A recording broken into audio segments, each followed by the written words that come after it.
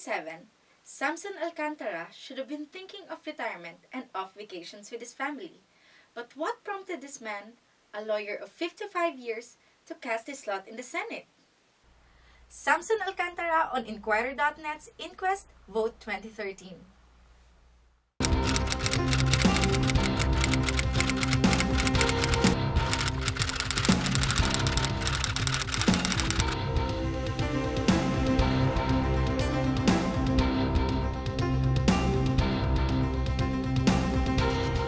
Tell us first more about your family background and about how you were raised. You were born in Abra, right? Yes, I was born in Abra, and I am called the NPA.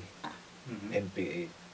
Hindi naman New People's Army yun eh. Yung native of the province of Abra. Yeah, yun ang tawag sa akin.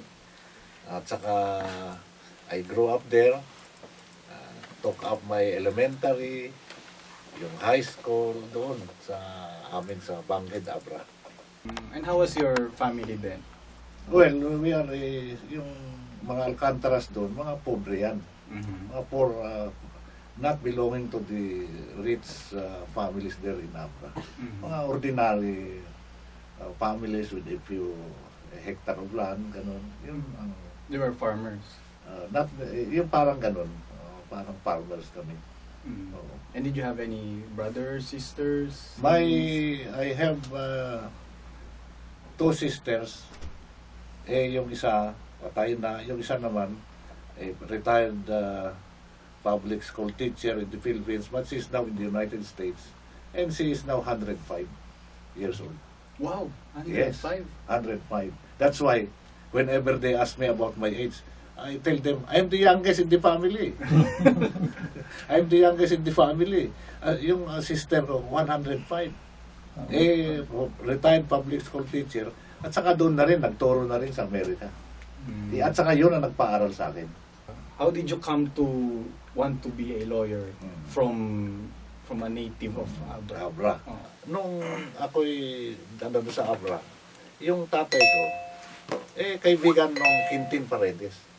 Alam niyo yung former Senator Quintin Paredes.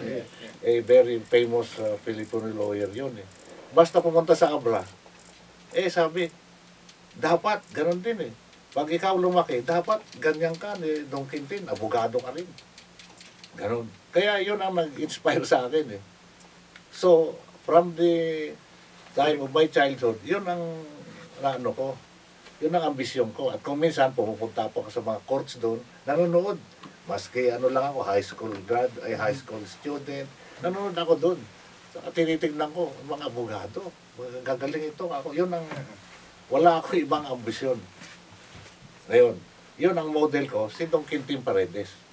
Kaya sabi nga nila, kaya nga hanggang ngayon, model mo rin eh. Senador yun, gusto mo rin maging senador ngayon. Besides Quintin Paredes, who are your role models? People you look up to? Wala akong makitang ano eh. Kung sa politiko, wala masyado. Except him. Except Quintin Paredes. But did you know him personally? Yes, because when I passed the bar, he took me to work in his law firm, which was one of the biggest in the Philippines at that time.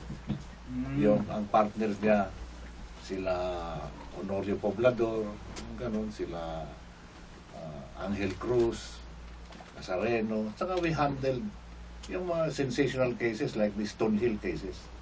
Yung Harry Stonehill. Yes, Harry Stonehill cases. Kaya doon ako, I was taught how to practice law in that law office. And then, ang na-assign sa akin ultimately, yung mga kumpanya na may labor problems. Kaya naging ako yung labor lawyer. Up to now, I handle ngayon labor cases, and most of these cases that I handle now are for the workers. How do you feel about being the second oldest senatorial candidate at 77? You are next to Ernesto Maceda. Ano ba ang prejudice against a senior citizen? Dapat nga, ang Senate, sabi nga ni Manong Ernie din ang Senate supposed to be composed of older men with experience. Hindi ba sir parang old age, you'd most likely be thinking about retiring or resting? Why do you feel the need still to work? Kasi if you cease to do something, you die. If you cease to aspire, you are dead. Ganon yan eh. At saka, anong gagawin ko sa buhay ko? Ganon. Nakaupo lang. Kailangan, at saka kailangan, lumaban naman tayo. Wag naman yung palagi, hindi, matanda na siya eh. At saka sabi, ang attitude mo, matanda na ako, kaya di na ako lalaban yan. Hindi. Kailangan lumaban tayo. Ganon yan, hindi yung mahirap yung wala kang gagawin. That is the worst problem that can happen to a person. Wala ka nang gagawin. Your worst problem is that you have no more problem. Ganon yan. Wala ka nang problema. Hindi, mamamatay ka na nga.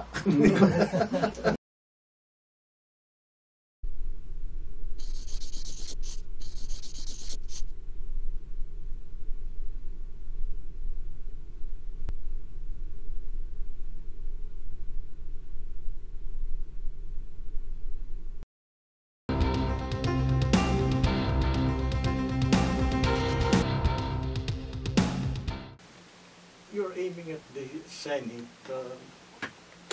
Could you describe for us what's a good senator? A good senator, I think, is to engage in legislation. Yun ang gusto ko.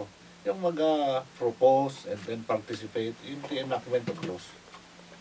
And of course, also engage in investigation.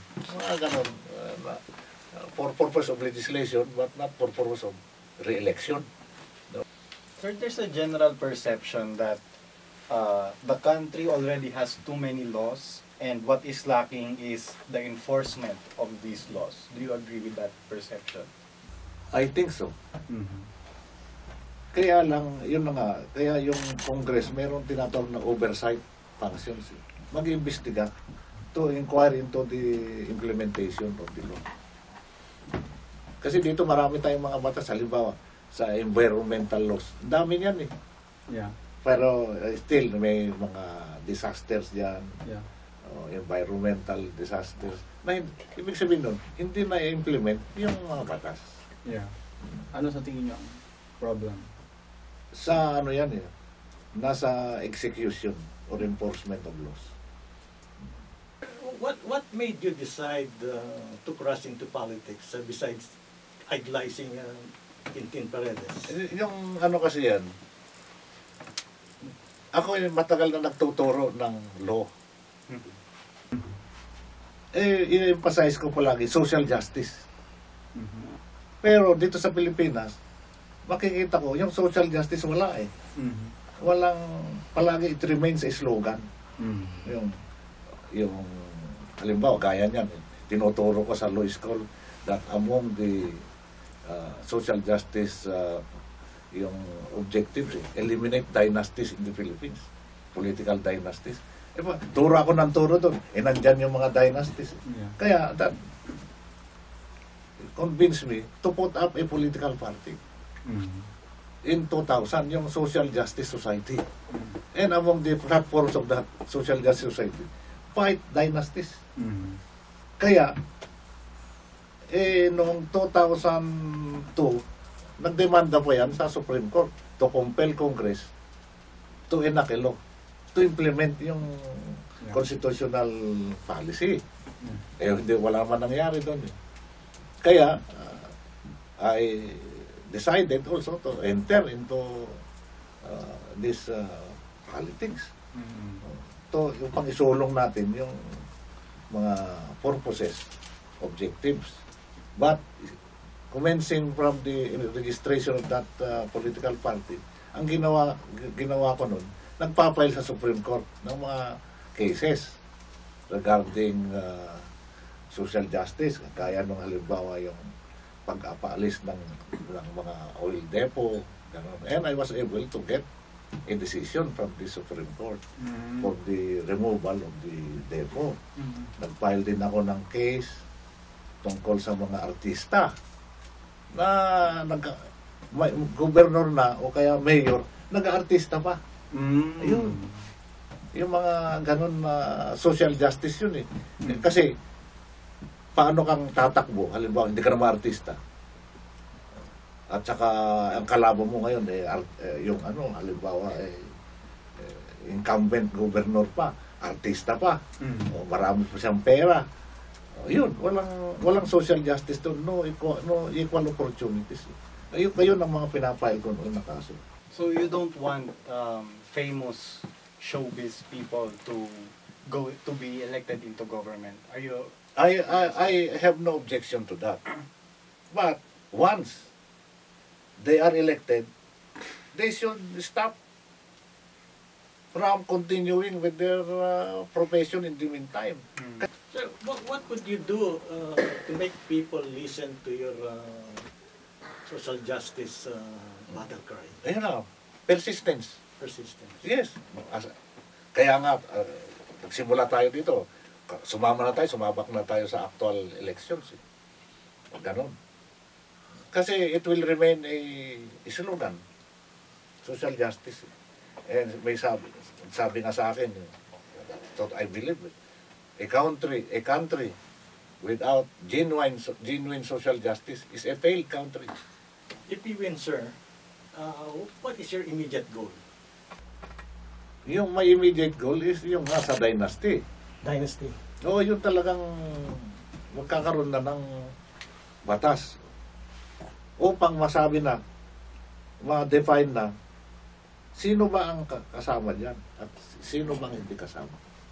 The late Jesse Robredo had his Quinelas leadership. And then Lauren Ligarda is selling her Bibingka economics. How about Samson Alcantara? Yung ano ko diyan, yung quality education kasi ang gusto ko. And maraming mga proposals diyan on how to achieve or get quality education. Kasi sa konstitusyon natin, quality and affordable education. Ako ay teacher at saka sinasabi ko na palagi, we have to protect the teachers. You cannot have good students if the teachers are not good. Yung akin naman, yung teacher ang protektahan natin. Kaya palagi ko sinasabi, dapat magkaroon tayo ng teacher's code dito sa Pilipinas. Meron tayong labor code. Meron tayong civil code. Ang wala lang dito, Da Vinci Code. Pero kailangan din may teacher's code. Ano naman what will it contain? Yung teacher's code, kasi marami-raming batas tungkol sa teacher, pero kalat-kalat yan. Yeah. At saka hindi ko minsan conflicting pa yung policies na isang university. Yeah. Gano'n. Kaya kailangan, meron na, in one code, meron na yung rules that will govern the relation between the teacher and the school. Relation between the teacher and the students. Relation between the teacher and the parents. Yan palagi yan eh.